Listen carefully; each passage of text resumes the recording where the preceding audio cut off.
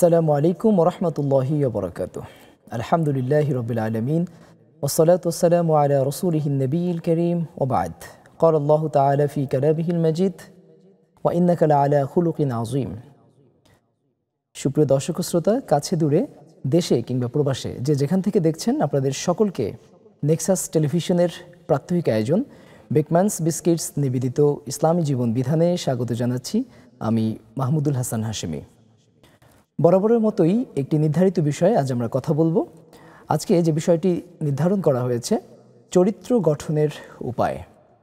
আমরা নানাবিধ সময়ে মানুষকে সচ্চরিত্রবান করবার জন্যে বিভিন্ন রকমের শুদ্ধাচার কৌশল এবং বিভিন্ন প্রশিক্ষণ দিয়ে থাকি। এই প্রশিক্ষণগুলোর কোর গ্রন্থ হিসেবে পবিত্র কোরআন এবং হাদিস নানান রকম ভূমিকা রেখে থাকে। আজ কোরআন এবং সুন্নাহর আলোকে চরিত্র গঠন করবার জন্যে কি কি পদ্ধতি রয়েছে, কোন কোন কৌশলে একজন মানুষ সচ্চরিত্রবান হতে পারে, এ সম্পর্কে আলোচনা করবার জন্য স্টুডিওতে আমন্ত্রণ জানিয়েছি সময়ের বিদগ্ধ আলোচক, বিশিষ্ট গবেষক, ইসলামী আইনজ্ঞ, ইসলামী অর্থনীতিবিদ, উত্তরবাড্ডা ইসলামিয়া কামিল মাদ্রাসার সম্মানিত অধ্যক্ষ উস্তাদুল আসাতিজা ডক্টর শেখ আনোয়ার হোসেন মোল্লা। আসসালামু আলাইকুম স্যার। ওয়ালাইকুম আসসালাম ওয়া রাহমাতুল্লাহি ওয়া বারাকাতুহু। স্যার ভালো আছেন? জি আলহামদুলিল্লাহ। কেমন আছেন? আলহামদুলিল্লাহ। সুপ্রিয় দর্শক, আনোয়ার মোল্লা স্যার আজকে নির্ধারিত বিষয়ে কথা বলবেন এবং একই সাথে আপনাদের জীবন ঘনিষ্ঠ প্রশ্নের উত্তর দেবেন। আপনারাও আমাদের সাথে যুক্ত হতে পারেন স্ক্রিনে প্রদর্শিত নাম্বারে ফোন করে কিংবা Nexus television Islamic Facebook page ও ইউটিউব চ্যানেলে কমেন্ট করার মধ্য দিয়ে। আমরা চলে যাচ্ছি আমাদের আজকের নির্ধারিত বিষয়ে। প্রথমেই আমি স্যারের কাছে জানতে চাচ্ছি স্যার, যে কোরআন এবং সুন্নাহর আলোকে কোনো মানুষ যদি নিজের চরিত্র গঠন করতে চায়, সেক্ষেত্রে ইবতেদায়ী বা প্রিলিমিনারি তার আসলে কি কি কাজ করতে হবে? ধন্যবাদ। আলহামদুলিল্লাহ ওয়াসসালাতু ওয়াসসালামু আলা রাসূলিল্লাহ ওয়া আলা আলিহি ওয়া সাহবিহি আজমাইন, আম্মা বাদ। প্রথমেই আমাদের আগে আইডেন্টিফাই করতে হবে যে চরিত্র বলতে আমরা কি বুঝতে পারছি বা কি বোঝাচ্ছি বা কোনটাকে আমরা টার্গেট করছি, যেটা কোরআন সুন্নাহর আলোকে যেটা অর্জন করতে যাব। আমরা মোটা দাগে যদি বলি যে চরিত্র বলতে প্রত্যাশিত চরিত্র হবে ওইটাই যেটা পরিশীলিত, পরিমার্জিত, যার মধ্যে কোনো অশ্লীলতা থাকবে না এবং নেতিবাচকতা থাকবে না, মুনকারাত থাকবে না। অর্থাৎ তার প্রতিটি কথা, তার প্রতিটি আচরণ, তার লেনদেন, তার আয় ইনকাম, তার ব্যয়, তার অন্যান্য যে সমস্ত জীবনের বিভিন্ন কার্যক্রমগুলো রয়েছে, এই কার্যক্রমগুলো ইতিবাচকভাবে হবে। সেখানে নেতিবাচকতা, নিষিদ্ধ কোনো কাজ, গর্হিত কোনো কাজ সে করবে না।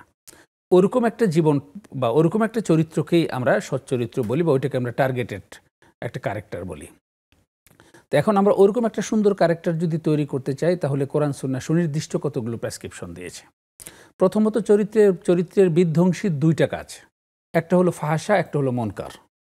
একটা হলো অশ্লীলতা, আর একটা হলো নিষিদ্ধ গর্হিত কাজে অংশগ্রহণ। এই দুইটা থেকে প্রত্যেকটা মানুষকে অবশ্যই বেঁচে থাকতে হবে।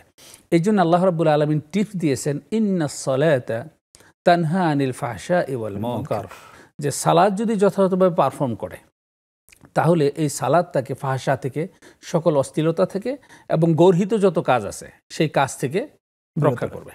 এখন প্রশ্ন হলো যে আমরা তো এরকম অনেককে দেখি যে নামাজও পড়ে, ঘুষও খায়, নামাজও পড়ে, দুর্নীতিও করে, নামাজও পড়ে, অশ্লীলতা, বিভিন্ন নানা রকমের মন্দ গর্হিত কাজও করে। তাহলে এই আয়াতের ইমপ্লিকেশনটা কি?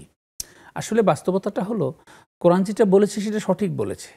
তো যেই নামাজ আমাকে মুনকারাত থেকে ফিরাতে পারবে না, যেই নামাজ আমাকে ফাহশা থেকে ফিরাতে পারবে না, সেই নামাজ প্রকৃত নামাজ নয়।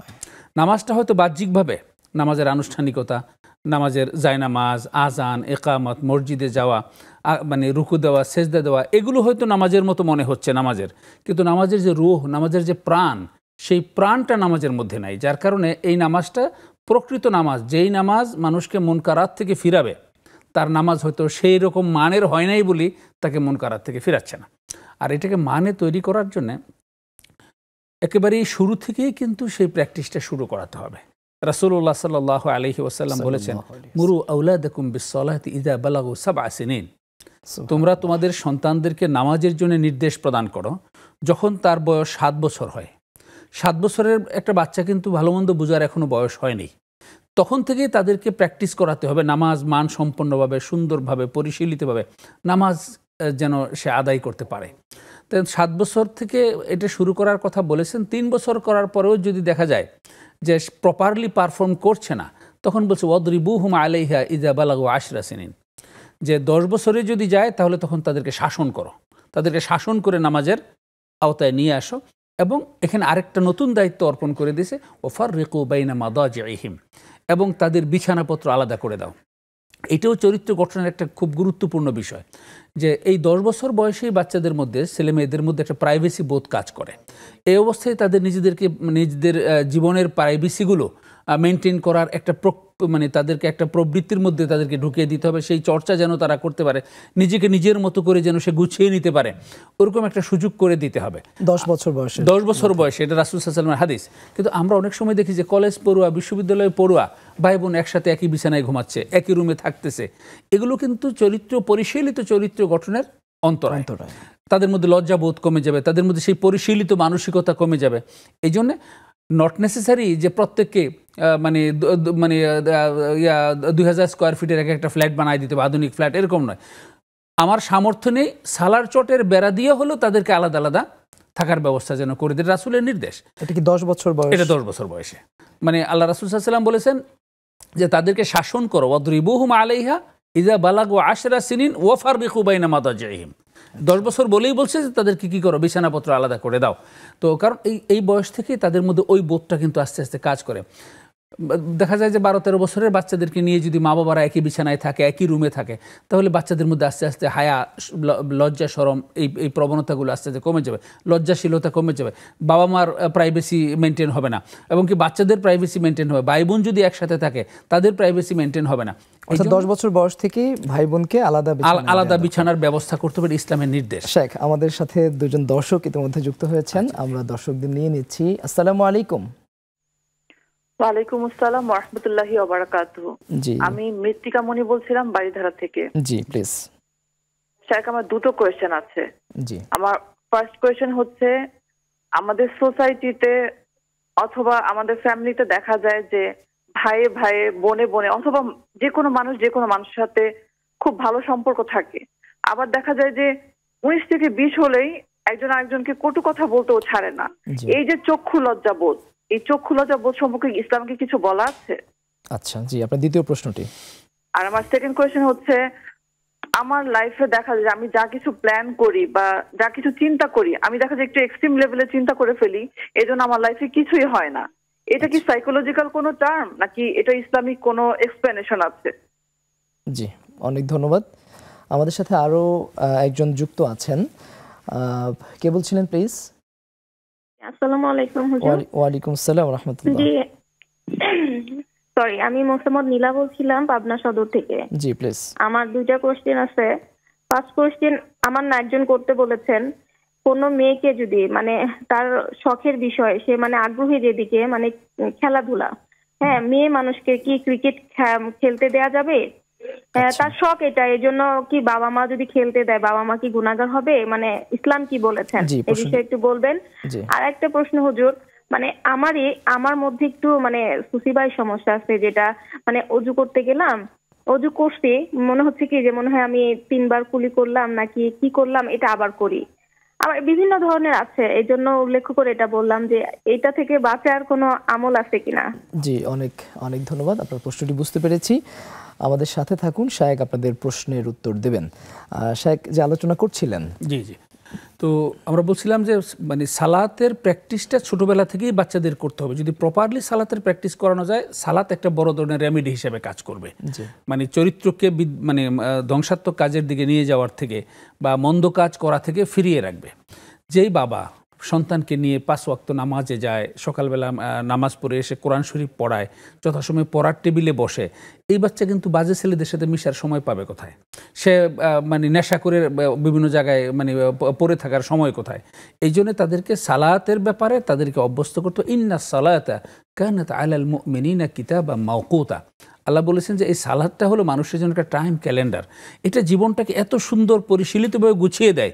তো এটা আল্লাহ রাসূল সাল্লাল্লাহু আলাইহি ওয়াসাল্লাম বলেছেন যে এই প্র্যাকটিসটা করা, এটা করলে মন্দ প্রবণতাগুলো দূরে চলে যাবে।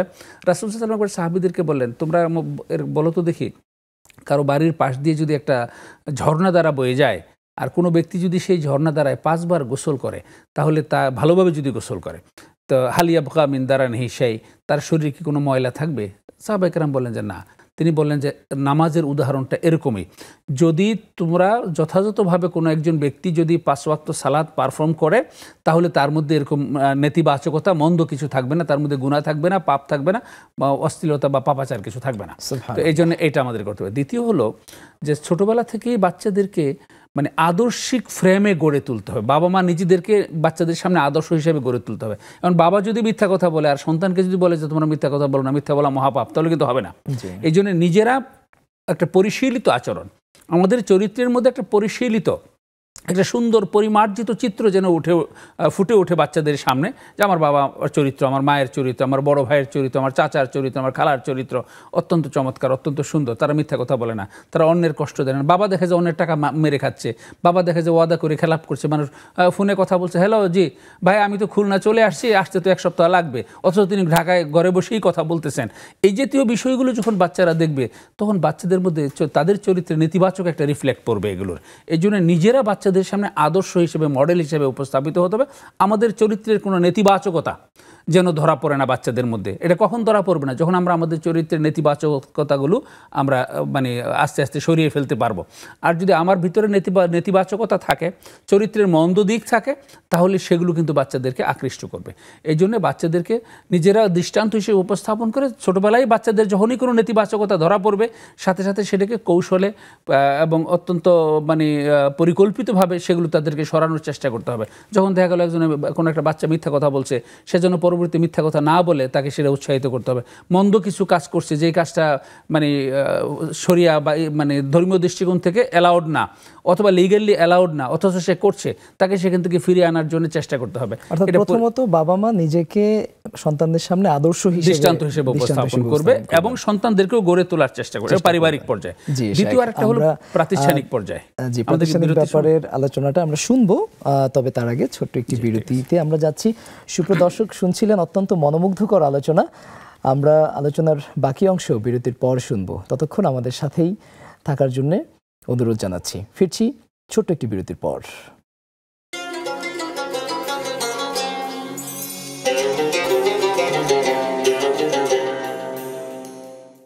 বিরতির পর ফিরে এলাম আপনাদের প্রিয় অনুষ্ঠান নেক্সাস টেলিভিশনের পর্দায় বেকমেন্স বিস্কিটস নিবেদিত ইসলামী জীবন বিধানে। আজকের নির্ধারিত বিষয়ে অত্যন্ত চমৎকার মনোমুগ্ধকর আলোচনা পেশ করছিলেন অধ্যক্ষ ডক্টর শেখ আনোয়ার হোসাইন মোল্লা। সুপ্রিয় দর্শক, আমরা আলোচনার মধ্যে চলে যাচ্ছি। স্যার, আপনি যেখানে আলোচনা করছিলেন, জি, আমরা বলছিলাম যে পারিবারিক পর্যায়ে তো একটা প্রক্রিয়া থাকবেই বাচ্চাদেরকে সৎ চরিত্রবান, আদর্শ চরিত্রবান হিসেবে গড়ে তোলার জন্য। এটার পাশাপাশি প্রাতিষ্ঠানিক পর্যায়ে কিছু দায়িত্ব কিন্তু রয়েছে।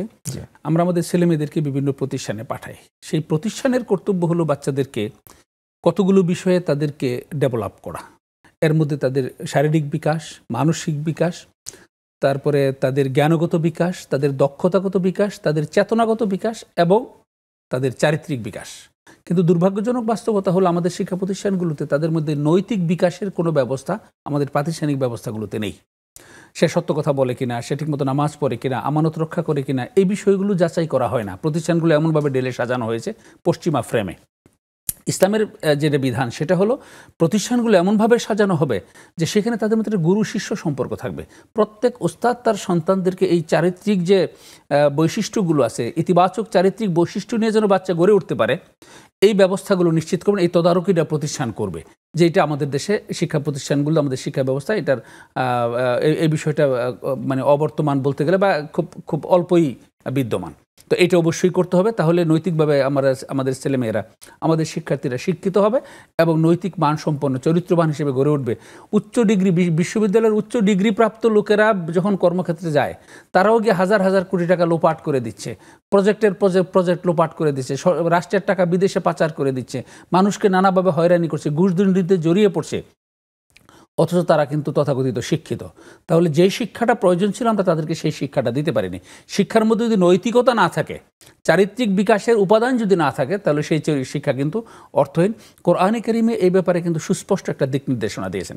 ইব্রাহিম আলাইহিস সালাম দোয়া করেছিলেন, রব্বানা ওয়াবআস ফীহিম রাসূলাম মিনহুম ইয়াতলু আলাইহিম আয়াতিকা ওয়া ইউআল্লিমুহুমুল কিতাবা ওয়াল হিকমাতা ওয়া ইউযাক্কিহিম, যে আপনি এই মক্কা নগরীতে তাদের মধ্য থেকেই একজনকে রাসূল প্রেরণ করেন যে 4টা কাজ করবে। আপনার আয়াত শিক্ষা দিবে, তাদেরকে মানে একাডেমিক শিক্ষা দিবে, তাদেরকে প্রায়োগিক শিক্ষা দিবে এবং তাদেরকে নৈতিকভাবে পরিশুদ্ধ করবে। আল্লাহ তাআলা ঠিক এই দোয়াটা কবুল করলেন একটু সামান্য সংশোধন সাপেক্ষে। ইব্রাহিম আলাইহিস সালাম যেটাকে 4 নম্বরে বলেছিলেন, আল্লাহ তাআলা জবাব দেওয়ার সময় সেটা 2 নম্বরে নিয়ে আসলেন। সুবহানাল্লাহ। তাহলে বললেন যে মানে হুয়াল্লাযী বাআসা ফিল উম্মিয়িনা রাসূলাম মিনহুম ইয়াতলু আলাইহিম আয়াতি ওয়া ইউযাক্কিহিম। এরপরে বলেছেন ওয়া ইউআল্লিমুহুমুল কিতাবা ওয়াল হিকমা, যে প্রথমে আল্লাহর সাথে পরিচয় ঘটাবে, এরপর পরই তাদেরকে নৈতিকভাবে পরিশুদ্ধ করবে, এরপরে তাদের একাডেমিক শিক্ষা দিবে, এরপরে তাদেরকে প্রায়োগিক শিক্ষা দিবে।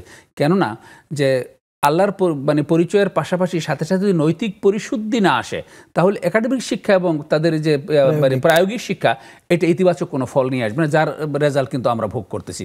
এই জন্য অবশ্যই শিক্ষা ব্যবস্থায় মানে সর্বপ্রথম মানে এই বিষয়টাকে প্রাধান্য দিতে হবে যে আমাদের আল্লাহর সাথে পরিচয়, ধর্মীয় মূল্যবোধ এবং তাওহীদের শিক্ষা দেওয়ার পাশাপাশি তাদের নৈতিক চরিত্র যেন পরিশুদ্ধ হয়, এই ব্যবস্থা রাখা।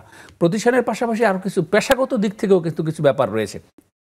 আমাদের যে মানে প্রফেশনাল প্রতিষ্ঠানগুলো, চাকরির ক্ষেত্র বা কর্মক্ষেত্র যেখানে রয়েছে, দোকানপাট বলি, তারপরে অফিস আদালত বলি, ব্যাংক বিমা, বিভিন্ন জায়গায় বলি, সেখানে কিন্তু নৈতিকতাকে প্রমোট করা হয় না।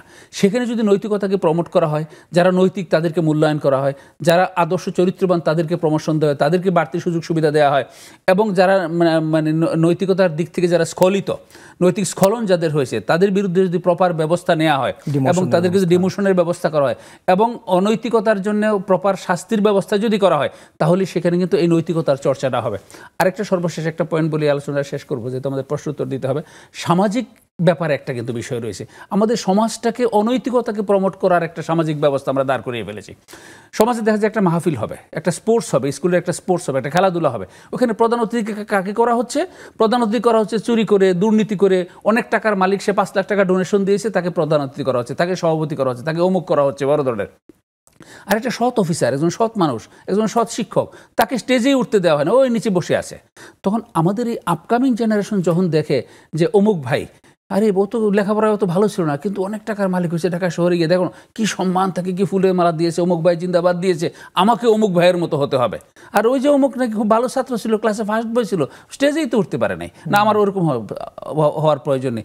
আমাদের কিন্তু তরুণরা কিন্তু হিরোইন, তারা কিন্তু হেরোইজমে আসক্ত, তাদের মধ্যে একটা হেরোইজম কাজ করে, ওরকম আমাদের হতে হবে।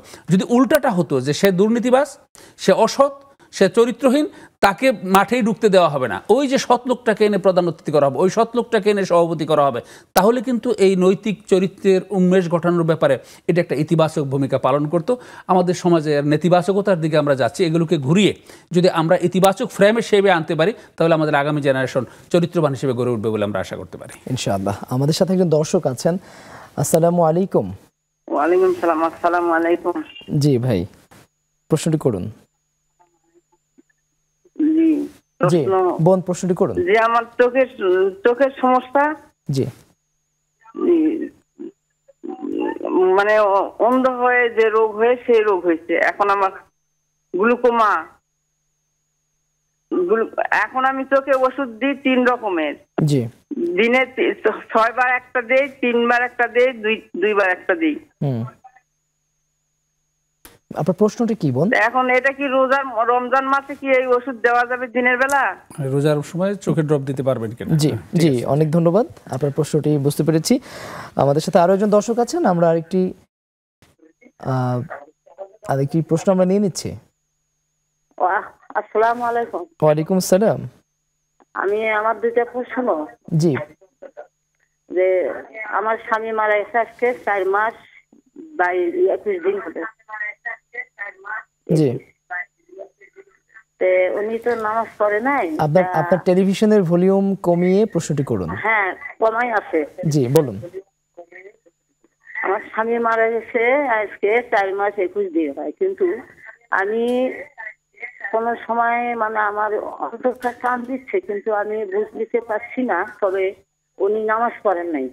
জি ওনার কবর আজাব যে কিভাবে হচ্ছে, আমি তো দোয়া করতেও কান্না আসতেছে, নামাজ পড়তেও কান্না আসতেছে, আমি কোনোভাবেই সংযত করতে পারছি না। জি এটা কি আমার গুনাহ হচ্ছে, এটা একটু জানতে চাই। আর দ্বিতীয় প্রশ্ন হচ্ছে, আমি কোরআনে সূরা বাকারার মধ্যে মনে হয় দেখছি যে ওলিরা মৃত্যুবরণ করে না, তারা পর্দার আড়াল হয়ে থাকে, তবে দুনিয়ার জীবিকায় তারা নির্বাহ করে। এই দুইটা প্রশ্ন আমার নির্বাহ করে। ওকে জি, অনেক ধন্যবাদ শাইখ। অনেকগুলো প্রশ্ন আমাদের কাছে এসেছে, আমরা এক এক করে যদি বলি। প্রথমেই যে প্রশ্নটি এসেছে, একজন বোন তিনি জানতে চেয়েছিলেন বারিধারা থেকে যে চক্ষু লজ্জা বোধ নিয়ে ইসলামের দৃষ্টিভঙ্গি কি।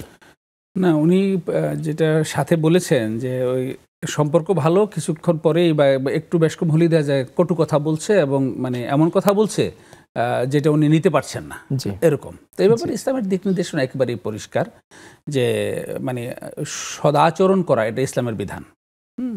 প্রত্যেকটা মানুষের সদাচরণ করতে হবে। আল্লাহ রাসূল সাল্লাল্লাহু আলাইহি ওয়াসাল্লাম বলেছেন, আল মুসলিমু মান সালিমা আল মুসলিমুনা মিন লিসানিহি ওয়া ইয়াদিহি।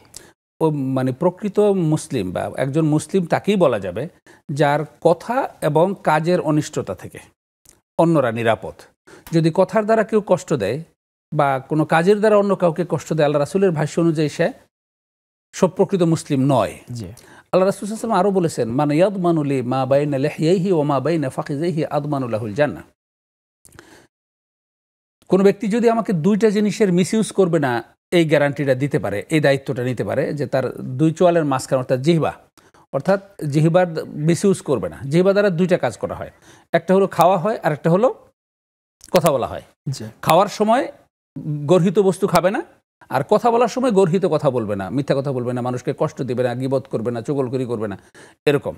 আরেকটা হলো ওয়াবাইন মানে ফাখিযাইহি, দুই উরুর মাঝখানের যে লজ্জাস্থান, সেই লজ্জাস্থানের যদি কেউ প্রপার ইউজ করবে এই নিশ্চয়তা দিতে পারে, আদমানুল্লাহুল জান্নাহ, আমি তার জন্য জান্নাতের গ্যারান্টি দিতে পারি, জান্নাতের জিম্মাদারি আমি নিতে পারি।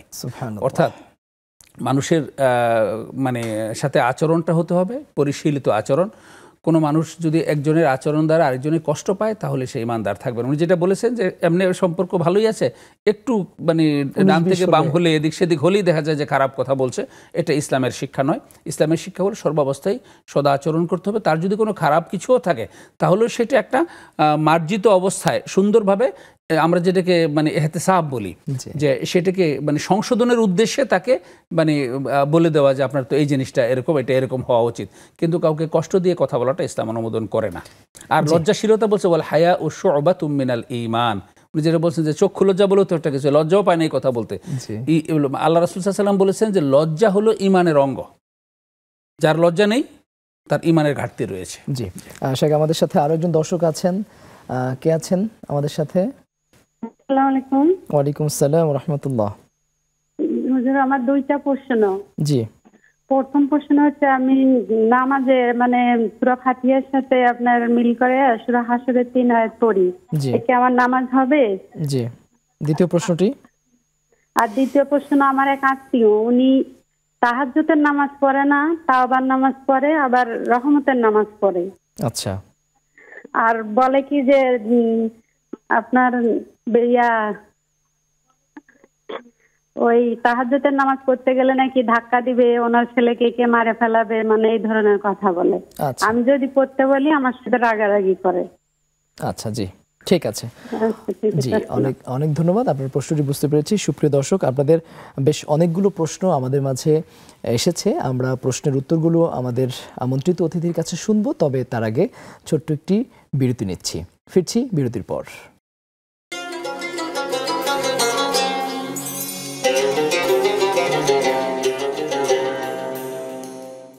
আপনারা দেখছেন নেক্সাস টেলিভিশনের পর্দায় বেকম্যানস বিস্কিটস নিবেদিত ইসলামী জীবন বিধান। আপনাদের জীবন ঘনিষ্ঠ প্রশ্নের উত্তর দিচ্ছিলেন ডক্টর শাইখ আনোয়ার হোসাইন মোল্লা। আপনারা স্ক্রিনে প্রদর্শিত নম্বরে ফোন করে আপনাদের যে কোনো প্রশ্ন রাখতে পারেন আমাদের আজকের আমন্ত্রিত অতিথির কাছে। শেখের কাছে আমরা পরবর্তীতে যে প্রশ্নটি করব, বাড়িধারা থেকে একজন বোন তিনি প্রশ্ন করেছেন, বিভিন্ন বিষয়ে চিন্তা করতে গিয়ে মাঝে মাঝে তার চিন্তা খুব এক্সট্রিম লেভেলে চলে যায়। তো উনি জানতে চান এটি কি শুধুই সাইকোলজিক্যাল কোনো ব্যাপার নাকি এর সাথে ইসলামের কোনো সম্পর্ক আছে? না, বিষয়টাকে তো মানে ইসলাম একটা, সাইকোলজি আলাদা এভাবে দেখা যাবে না। সাইকোলজিও ইসলামেরই একটা পার্ট, সোশ্যোলজি ইসলামের একটা পার্ট, পলিটিক্যাল সায়েন্স ইসলামের একটা পার্ট, যদি আমরা ইসলামটাকে জীবন বিধান হিসেবে ধরি, কারণ Islam is the complete code of life. তো এই কোডের ভিতরে কিন্তু সব কিছুই আছে। তো মানে ওনার যেটা সেটা হলো সাইকোলজিক্যালি উনি হয়তো মানে এক্সট্রিম হয়ে যায়, এক্ষেত্রে তার আত্মনিয়ন্ত্রণটা আরও বাড়াতে হবে, তার প্র্যাকটিস করতে হবে, নিজের উপর কনফিডেন্স বাড়াতে হবে এবং তার মধ্যে স্থিরতা আনতে হবে। হাদিসে আসছে যে মানে যে অস্থিরতাটা আসে শয়তানের পক্ষ থেকে আর স্থিরতা আসে আল্লাহর পক্ষ থেকে। হ্যাঁ, তো এই জন্য তার মধ্যে একটু স্থিরতা আনতে হবে, দৃঢ়স্থিরতা আনতে হবে, ত্রস্ততা পরিহার করতে হবে এবং কনফিডেন্টলি কাজ করতে হবে এবং যে কাজটা করবে ভেবে চিনতে, তার পরিণতি সামনে কি হতে পারে এটা উপস্থিত। খুব হট মেজাজে একটা কিছু বলে ফেললাম, কিন্তু এটার পরিণতি 2 দিন পরে কি হবে। প্রথমে যে প্রশ্নটা উনি করলেন যে আরেকজন হয়তো হট মেজাজে তাকে বলার কারণে উনি যেরকম কষ্টটা পাচ্ছেন, উনি যদি এক্সট্রিম হয়ে আরেকজনকে ওরকম করেন সেও তো ওই কষ্টটা পাবে। এই জন্য আত্মনিয়ন্ত্রণ, নিজের উপরে নিজের দখলটা ডেভেলপ করতে হবে, এই জন্য একটু প্র্যাকটিস করতে হবে। এই জন্য মেডিটেশন খুব ভালো একটা উপযোগী, মানে খুব উত্তম একটা প্রক্রিয়া। তিনি যদি মেডিটেশন করতে পারেন এবং নিজেকে যদি আত্মবিশ্লেষণ করতে পারেন, আশা করা যায় এই অবস্থার উন্নতি ঘটবে ইনশাআল্লাহ।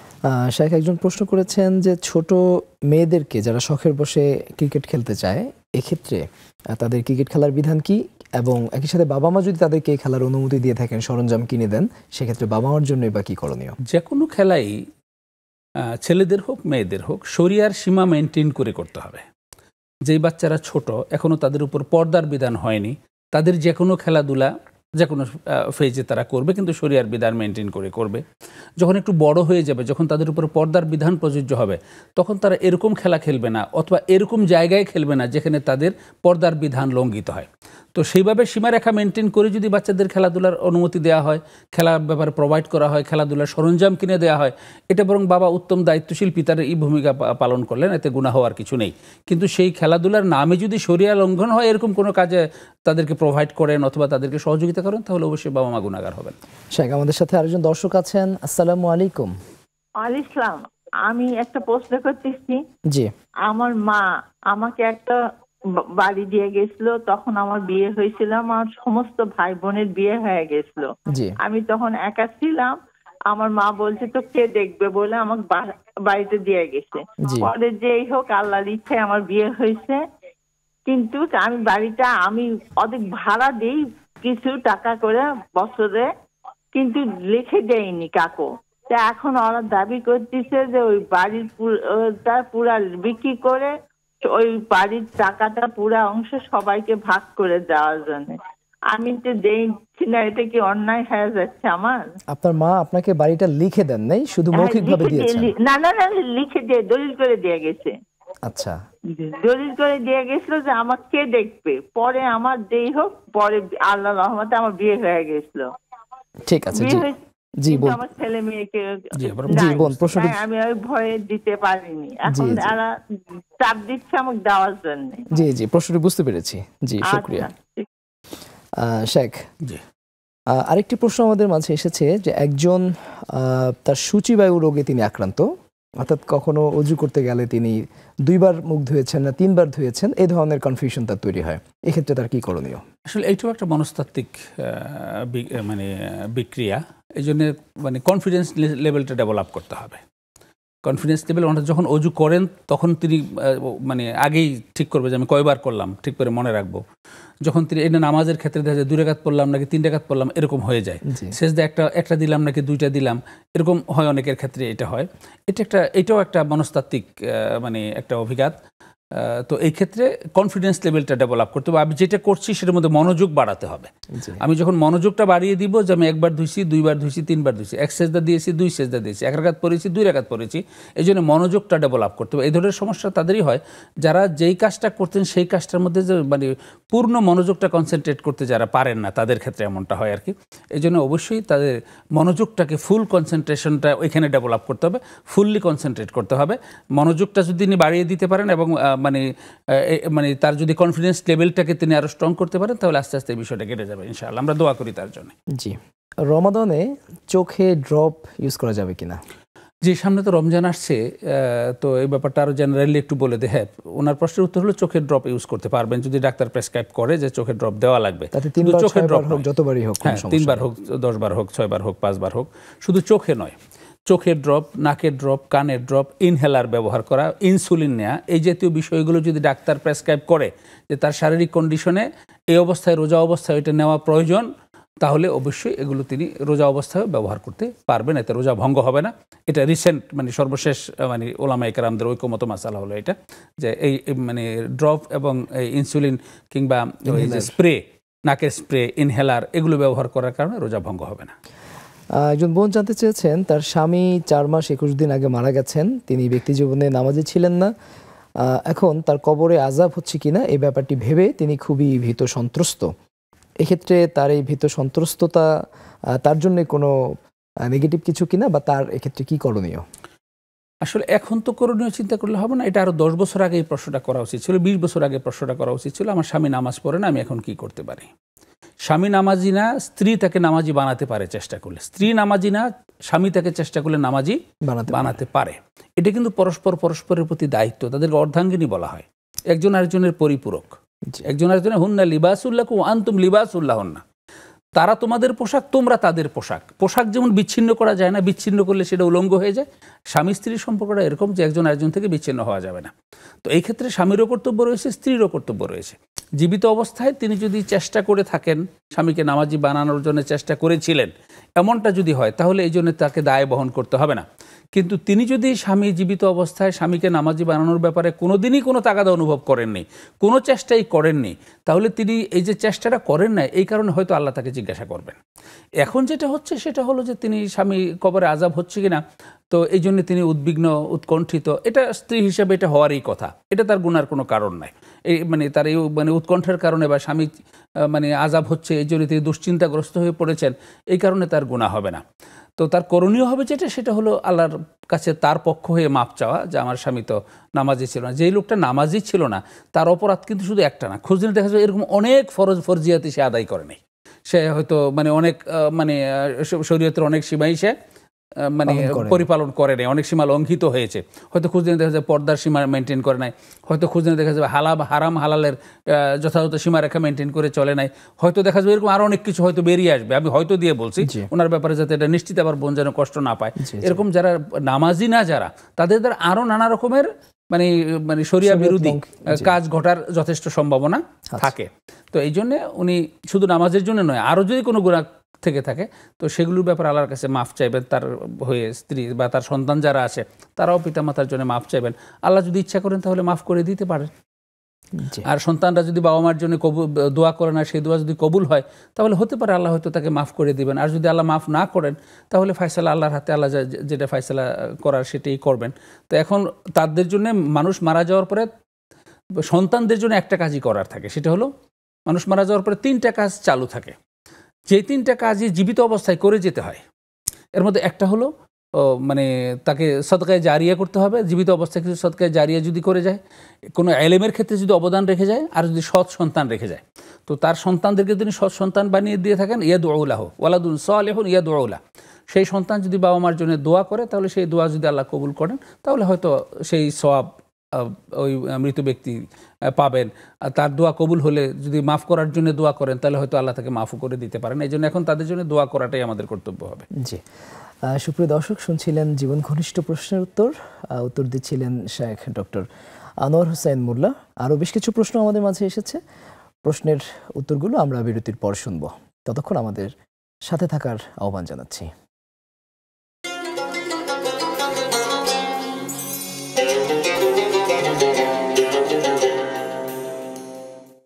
দেখছেন বেকম্যানস বিস্কিটস নিবেদিত ইসলামী জীবন বিধান। আপনাদের জীবন ঘনিষ্ঠ প্রশ্নের উত্তর দিচ্ছেন শেখ ডক্টর আনোয়ার হোসেন মোল্লা। আমরা আরও বেশ কিছু প্রশ্ন আমাদের হাতে আছে। একজন বোন জানতে চেয়েছেন, সূরা ফাতিহা এবং সূরা হাশরের শেষ 3 আয়াত তিনি মিলিয়ে নামাজ পড়েন, তার নামাজ হবে না? এক রাকাতে এটা করেন, হবে, অসুবিধা নেই। আর তিনি আরেকটি প্রশ্ন করেছেন, যে তার একজন আত্মীয়, সে আত্মীয় তাহাজ্জুদ নামাজ পড়েন না, তবে তাওবার নামাজ পড়েন, রহমতের নামাজ পড়েন, এক্ষেত্রে তার কি করণীয়? যে এই ব্যাপারে আমার প্রথম পরামর্শ হবে যে সাধারণত আমরা প্রশ্নগুলো চাই যে নিজের কোনো বিষয় জানার যদি থাকে। যে আত্মীয়ের ব্যাপারে তিনি বলছেন, সেই আত্মীয় যদি প্রশ্নটা করতেন তাহলে আমরা হয়তো বুঝতে পারতাম তার কি এর পিছনে ব্যাকগ্রাউন্ডটা কি। একজনের প্রশ্ন মানে একজনের বিষয়ে আরেকজনের কাছ থেকে প্রশ্ন করে এই প্রশ্নের উত্তর দেওয়াটা খুব হয় না, মানে জুৎসই হয় না এবং খুব অথেন্টিক হয় না। এই জন্য আমাদের পরামর্শ হলো আমাদের দর্শকরা যারা প্রশ্ন করবেন তারা নিজেদের যদি কিছু জানার থাকে, আরেকজনের ব্যাপারে বলেন অমুকে তো ঘুষ খাই, এটা মানে শরীয়তের হুকুম কি, এতে অনেক সময় বিভ্রান্তি তৈরি হয়, মানে রেশারেশি তৈরি হয়। তো আমি ঘুষ খাই, আমার এটা শরীয়তের হুকুম কি, এই সাহস করে এই কথাটা যদি বলতে পারেন, অথবা ঘুষ খাওয়ার ব্যাপারে শরীয়তের বিধান কি। এই জন্য প্রশ্নটা নিজের হলে ভালো। তবে যিনি মানে তাহাজ্জুদ নামাজ পড়েন না, অন্য নামাজ পড়েন, সবগুলোই নফল নামাজ, যেই নামাজই পড়েন, তো তওবার আলাদা কোনো নামাজ নেই, যে কোনো নামাজ, প্রত্যেকটা নামাজই তওবার অংশ। মানে তওবা হলো আমলে সালেহ, মানে আমরা মন্দ কাজ থেকে ফিরে সৎ কাজে ফিরে আসার নাম হলো তওবা। তওবার বহিঃপ্রকাশ, প্রত্যেকটা আমলে সালেহ হলো তওবার বহিঃপ্রকাশ। তো আমরা যে তাহাজ্জুদ বলি, তারপরে আওয়াবিন বলি, কিংবা আমরা সালাতুদ দোহা বলি, বা অন্য যে সমস্ত নামাজ যেগুলো আছে, সালাতুল হাজা বলি, এই সব কিছুই কিন্তু নফল নামাজ। তবে নফল নামাজগুলোর মধ্যে তাহাজ্জুদ নামাজের ব্যাপারে রাসূল সাল্লাল্লাহু আলাইহি ওয়াসাল্লাম একটু বেশি গুরুত্ব দিয়েছেন, তিনি একটু বেশি পড়েছেন। আর আল্লাহ তাআলাও তাকে বলেছেন ফাতাহাজ্জাদ বিহি নাফিলাতাল লাক, আপনি তাহাজ্জুদ পড়ুন, এটা আপনার জন্য নফল। তো এই জন্য তাহাজ্জুদের ব্যাপারে ওলামা একরামগণ অন্যান্য নামাজের তুলনায় অপেক্ষাকৃত নফল নামাজের মধ্যে এটাকে গুরুত্ব বেশি দিয়েছেন। তো এই জন্য মানে তো যিনি এই কাজটা করেন, তিনি যদি প্রশ্নটা করেন তাহলে আমরা জানতে পারতাম যে তিনি কেন তাহাজ্জুদ বাদ দিয়ে ওইটা পড়েন। তো আমরা জেনারেলি যেটা বলবো সেটা হলো যে কোনো নফল নামাজই পড়া যায়, তো নফল নামাজের মধ্যে তাহাজ্জুদ নামাজটার গুরুত্ব মানে অনেকাংশেই বেশি, সবচেয়ে বেশি বলবো না, আরো অন্য নফল ইবাদত আছে, তো অনেকাংশেই বেশি আর কি। তো এটা আমরা জেনারেলি বলছি। আর যে আত্মীয় এটা করেন, তিনি যদি কি কারণে করেন আমাদেরকে প্রশ্ন করলে আমরা হয়তো তাকে আরো স্পেসিফিক উত্তর দিতে পারবো। আরেকজন বোন প্রশ্ন করেছেন, তিনি যখন ছোট ছিলেন, তার বিয়ের আগেই তার মা তাকে একটি বাড়ি লিখে দিয়েছেন। এখন তার বিয়ে হয়েছে, তার অন্যান্য ভাই বোনও আছেন, তো তার অন্যান্য ভাই বোনেরা এখন এই মুহূর্তে সেই বাড়িটি সবার মাঝে বন্টন করে দেওয়ার চাপ দিচ্ছে, এক্ষেত্রে তার কি করণীয়? এক্ষেত্রে প্রথম হলো, তার মা যদি তাকে স্বেচ্ছায় স্বতঃস্ফূর্তভাবে দিয়ে থাকেন, যে তিনি স্বেচ্ছায় স্বজ্ঞানে স্বতঃস্ফূর্তভাবে তিনি যেটা বলেছেন তার তো কোনো বিয়ে হয় নাই, তোমাকে কে দেখবে, আমি ঠিক আছে এই বাড়িটা আমি তোমাকে দিয়ে গেলাম, ওইসব বিবেচনায় মা যদি দিয়ে থাকেন তাহলে মার দেয়ার এখতিয়ার ছিল, এবং তিনি সেই এখতিয়ারটাই এক্সারসাইজ করেছেন শরিয়ার দৃষ্টিতে, এবং আমাদের লিগেল পয়েন্ট অফ ভিউ থেকেও এটা অনুমোদিত, রাষ্ট্রীয়ভাবেও, আমাদের আইনিভাবেও, এবং শরিয়ার দৃষ্টিকোণ থেকেও অনুমোদিত। উনি এটার লিগালিও বৈধ মালিক, শরিয়ার দিক থেকেও তিনি এখন এটার বৈধ মালিক।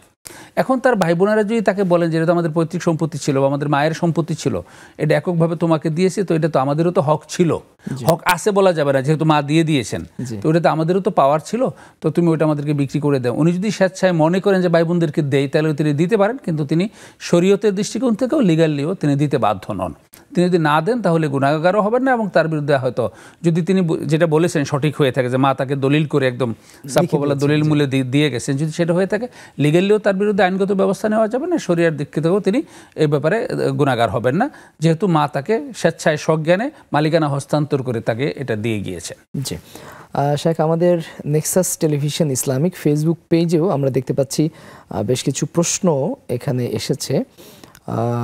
এখানে সুবর্ণ শিলা নামে একজন বোন প্রশ্ন করেছেন, সূরা বাকারার শেষ 2 আয়াত তেলাওয়াতের ফজিলত আছে, এক্ষেত্রে কখনো কোনো মানুষ যদি অসুস্থ থাকে, বিশেষত বোনেরা যদি অসুস্থ থাকে, তখন তারা সেই ফজিলত কিভাবে অর্জন করবেন, বা সেই আয়াত তেলাওয়াত করা যাবে কিনা? এ ব্যাপারে 2টা মত রয়েছে। একটা মত হলো যে অপবিত্র অবস্থায়, অসুস্থ বলতে আমরা সাধারণত অপবিত্রতাকে যদি মেন করে থাকেন উনি, আমি এটা ধরে নিয়েছি উনি অপবিত্র অবস্থাটাকে মেন করেছেন, তো অপবিত্র অবস্থায় তেলাওয়াত করা যাবে কি না, এ ব্যাপারে অধিকাংশ উলামা একরামদের মত হলো কোরআন শরীফ স্পর্শ না করে কোরআনের যে কোনো আয়াতই তিনি তেলাওয়াত করতে পারেন, একটা। আরেকটা হলো যে আয়াতগুলো দোয়ার আয়াত, এগুলো সর্বসম্মতিক্রমেই সেই দোয়ার আয়াতগুলো মানে অপবিত্র অবস্থায় পড়া যাবে। তো সূরা বাকারার শেষ আয়াতটা তো দোয়ার আয়াত, তো সেটা তিনি মানে অপবিত্র অবস্থায় তিনি পড়তে পারবেন, অসুবিধা নেই। আচ্ছা, আঞ্জুয়ারা বেগম নামে একজন বোন প্রশ্ন করেছেন, তিনি 2টি প্রশ্ন করেছেন। একটি প্রশ্ন হচ্ছে তাহাজ্জুদ নামাজের ফজিলত কি, আরেকটি প্রশ্ন হচ্ছে জমি বন্ধক রাখা জায়েজ কিনা। জি, তাহাজ্জুদ নামাজের ব্যাপারে তো একটু আগে বললাম যে এটা নফল নামাজের মধ্যে অনেক গুরুত্বপূর্ণ একটা সালাত। আর জমি বন্ধক রাখা বৈধ শরিয়া সম্মত পদ্ধতিতে যদি বন্ধক রাখা হয়, বন্ধক রাখার বিনিময়ে যদি বন্ধককৃত সম্পত্তি থেকে কোনো বেনিফিট নেওয়া যাবে না। যদি বেনিফিট নেয় তাহলে সেটা সুদের পর্যায়ে চলে যাবে। আর এ ব্যাপারে তো আমরা এখানে লাইভে অত ডিটেল তাকে বলে দিতে পারবো না। তো এ ব্যাপারে আমাদের পরামর্শ থাকবে তিনি তার পার্শ্ববর্তী স্থানীয় কোনো একজন ভালো আলেমের সাথে যোগাযোগ করে যে আমি এই জমিটা বন্ধক দিতেছি, কীভাবে দিলে এটা শরিয়া সম্মত হবে। শরিয়া সম্মত পদ্ধতিতেও বন্ধক দেওয়া যায়, আবার শরিয়া বিরুদ্ধ পদ্ধতিতেও বন্ধক দেওয়া আমাদের সমাজে হচ্ছে। তো এই যে দুইটা পদ্ধতি রয়েছে, তাকে আমাদের পরামর্শ থাকবে তিনি যদি বন্ধক দিতে চান অথবা বন্ধক নিতে চান, তো দুইটাই শরিয়া সম্মত পদ্ধতিতে নেওয়ার বিধান রয়েছে। তিনি সেটা তার পার্শ্ববর্তী কোনো একজন আলেমের সাথে তিনি আলোচনা করে নেব, অথবা আমরা যারা এখানে আসি আমাদের কারোর সাথে যদি তিনি কথা বলতে চান, তিনি যদি ফোন করে আমাদের সাথে কথা বলেন, আমরাও তাকে প্রয়োজনীয় পরামর্শ দিতে পারবো ইনশাআল্লাহ। জি শেখ, আমরা অনুষ্ঠানের একেবারে শেষের দিকে চলে এসেছি। আজকে নির্ধারিত যে বিষয়ে কথা বলছিলাম চরিত্র গঠনের উপায়, আমরা যদি এ ব্যাপারে সর্বশেষ আপনার কাছে জানতে চাই যে বিশেষ করে যুব সমাজের চরিত্র গঠনের করবার জন্য আপনি কি নসিহত করবেন, খুব সংক্ষিপ্ত 30 সেকেন্ডে যদি আপনি বলতে চান। জি, আসলে মানে সচ্চরিত্রটা হলো কিয়ামতের দিন আমলে সলেহের মধ্যে সবচেয়ে ওজনদার হবে। আর মানে প্রত্যেকটা মানুষকেই সচ্চরিত্র অর্জন করতে হবে। রাসূল সাল্লাল্লাহু আলাইহি ওয়াসাল্লামকে আল্লাহ রাব্বুল আলামিন সবচেয়ে উত্তম চরিত্রের অধিকারী দিয়ে দুনিয়াতে পাঠিয়েছেন, এবং তাকে বলা হয়েছে, তিনি বলেছেন যে বুইসতু লিউতাম্মিমা মাকারিমাল আখলাক, আমি উত্তম চরিত্র গঠনের জন্য এবং চারিত্রিক সুষমাকে পূর্ণতা দানের জন্যই প্রেরিত হয়েছি। এই জন্য আমাদের প্রত্যেককেই অবশ্যই সচ্চরিত্রবান হিসেবে গড়ে তুলতে হবে, ছোটো বাচ্চা থেকে যুবক যুবতী এবং বয়স্ক যারা আছে সবাই। এই জন্যে এক কথায় যদি বলি, কোরআন এবং সুন্নাহর বিভিন্ন নীতিমালা যেগুলো রয়েছে, চরিত্র গঠনের যে সমস্ত দিক নির্দেশনাগুলো রয়েছে, সেগুলো আমরা অনুসরণ করবো, এবং ধর্মীয় অনুশাসনের মধ্যে যদি আমরা জীবন পরিচালনা করি, তাহলে আশা করা যায় আমরা চরিত্রবান হিসেবে গড়ে উঠতে পারব। অনেক ধন্যবাদ শেখ, আপনি ব্যস্ততার মাঝে সময় দিয়েছেন। জি, ধন্যবাদ আপনাকেও। সুপ্রিয় দর্শক, শুনছিলেন বিগমাস বিস্কিটস নিবেদিত ইসলামী জীবন বিধান। প্রতিদিন বিকেল 4টায় নেক্সাস টেলিভিশনের পর্দায় আমাদের এই অনুষ্ঠানটি দেখবার আমন্ত্রণ জানিয়ে আমরা আজকের মতো বিদায় নিচ্ছি। আল্লাহ হাফেজ।